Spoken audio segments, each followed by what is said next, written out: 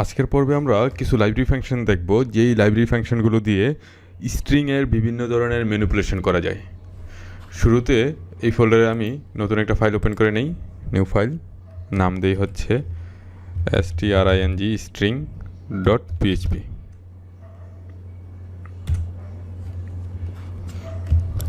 দেন php opening tag, দেন এটা closing tag. শুরুতে একটা লাইব্রেরি ফাংশন দেখব, যে লাইব্রেরি ফাংশনের কাজ হচ্ছে একটা স্ট্রিংয়ের মধ্যে যতগুলা ক্যারেক্টার বা বর্ণ আছে সেগুলোকে ছোটো হাতের বর্ণে পরিবর্তন করে ফেলবে। সেটার নাম হচ্ছে str টু লোয়ার, এই যে লেখার পরে চলে আসছে। দেন আমি একটা ভেরিয়েবল লিখতে পারি অথবা স্ট্রিংটা লিখে দিতে পারি। আচ্ছা, আমি ভেরিয়েবলটাই লিখলাম, আর উপরে হচ্ছে ভেরিয়েবলটাকে ডিফাইন করে দিলাম str, এই স্ট্রিংয়ের যেটা আছে আমি হচ্ছে আমার নামটা লিখি ABDUS Abdus SATTAR Sattar BHUYYAN Bhuiyan. Control S। Function যেই মানটা রিটার্ন করবে সেই মানটা আমি নতুন একটা ভেরিয়েবলে রাখলাম, সে ধরেন নিউ আন্ডারস্কোর str। এখন আমি যদি নিউ strটাকে ইকো করি $new str সেমিকোলন, তাহলে আমি দেখতে পাবো আমার এই যে সেন্টেন্সটা ছিল সবগুলো ছোট হাতের হয়ে গেছে। লাইব্রেরি আন্ডারস্কোর str, সরি এটা আমি স্ট্রিং নামে সেভ করে ফেলছি, তো সেক্ষেত্রে আমি এটাকে রিনেম করি, মিনিংফুল একটা নাম দিয়ে রাখি, রিনেম করে রাখি হচ্ছে লাইব্রেরি আন্ডারস্কোর str। ওকে, আমি যদি রিফ্রেশ দিই, লাইব্রেরি আন্ডারস্কোর str.php, দেখি library underscore string, no, library underscore str হবে, str। ওকে, রিফ্রেশ দেই, আপনি দেখতে পাচ্ছেন সবগুলো ছোট হাতের হয়ে গেছে। আবার আমি যদি সবগুলোকে বড় হাতের কনভার্ট করতে চাই, তাহলে যেটা লিখব সেটা হচ্ছে str টু আপার। আমি এটাকে কমেন্ট করে দেই, আর এখানে লিখি str টু আপার। ওকে, কন্ট্রোল S, দেন ইয়েস, সবগুলো বড় হাতের হয়ে গেল। আরেকটা ফাংশন আছে আপার কেস ফার্স্ট, মানে একটা সেন্টেন্সের প্রথম বর্ণটাকে বড় হাতের করবে। তো আমি এর আগেরটাকে কমেন্ট করে দিই, আর এখানে লিখি আপার কেস ফার্স্ট, সরি আপার কেসের ইউসি দিয়ে আপার কেস বোঝানো হয়, দেন হচ্ছে ফার্স্ট, অটোমেটিক্যালি সাজেস্ট করতেছে। তো আপার কেস ফার্স্ট লেখার পরে দেন হচ্ছে আমি আর্গুমেন্ট হিসেবে স্ট্রিংটা পাঠিয়ে দিলাম। তো ফার্স্ট যেই বর্ণটা আছে সেই বর্ণটাকে আপার কেস করবে, অলরেডি প্রথমে যে বর্ণটা আছে সেটা আপার কেস আছে, আমি ইচ্ছে করে সেটাকে ছোটো হাতের দেই এবং আউটপুট হিসেবে আমি দেখতে পাবো যে প্রথম বর্ণটা বড় হাতের হয়ে যাবে। Yes, perfect. স্ট্রিং ম্যানিপুলেশনের জন্য এখন আমরা আরেকটা লাইব্রেরি ফাংশন নিয়ে কথা বলবো, সেটা হচ্ছে আপার কেস ওয়ার্ড। আপার কেসের জন্য ইউসি আপার কেস ওয়ার্ডস, দেন আমি আর্গুমেন্ট হিসেবে এই স্ট্রিংটাকে পাঠাবো। তাহলে এই লাইব্রেরি ফাংশন যে কাজটা করে সেটা হচ্ছে আমার একটা সেন্টেন্সের প্রত্যেকটা ওয়ার্ডের প্রথম বর্ণটাকে বড় হাতের করে দেয়। যেমন এই সেন্টেন্সের মধ্যে আমার নামের 3টা অংশ আছে, 3টা অংশের প্রথম যেই বর্ণগুলো আছে সেগুলোকে বড় হাতের করে দেবে। আমি ইচ্ছে করে এটাকে ছোট হাতের বানাই, এস, তারপর এটাকে ছোট হাতের বানাই।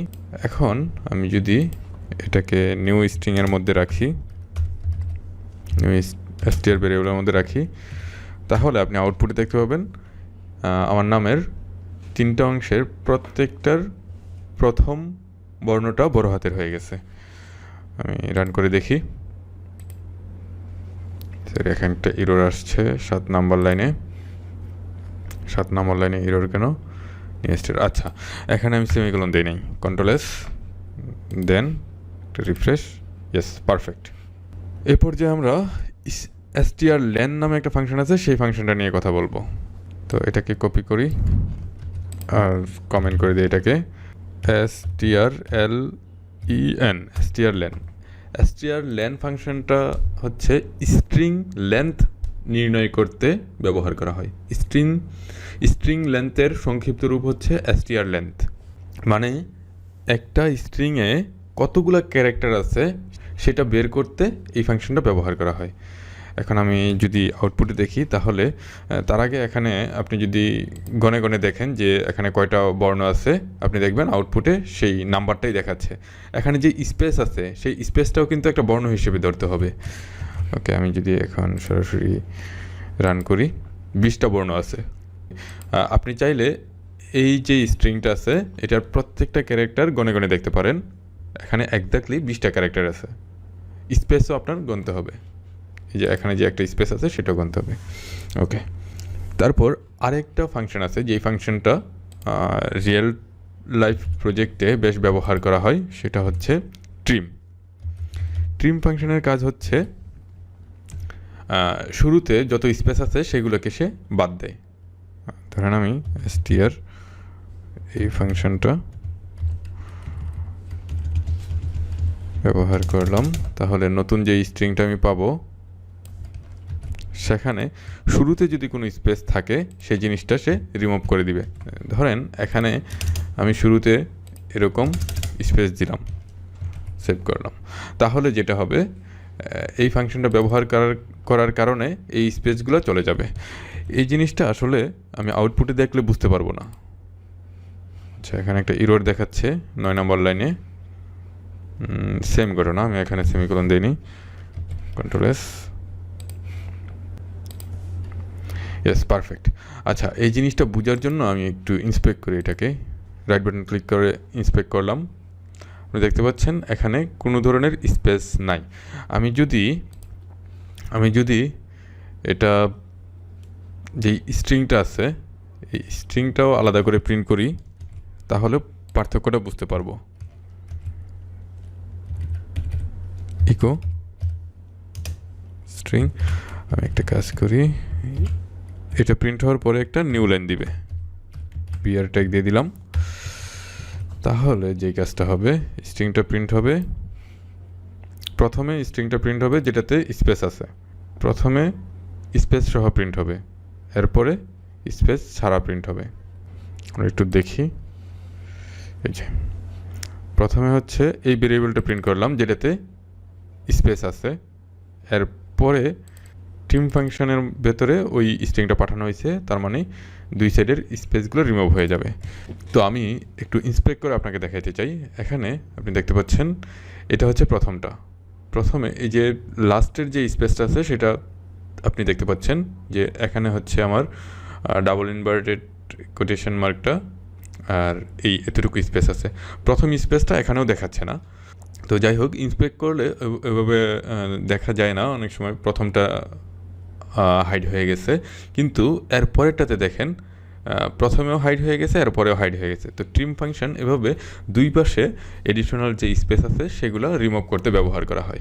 অনেক সময় একটা ইনপুট ফিল্ডে ইউজার আনইনটেনশনালি কিছু স্পেস হয়তো টাইপ করে ফেলতে পারে, ওই জিনিসগুলো আমার রিমুভ করার জন্য ট্রিম ফাংশনটা ব্যবহার করা হয়।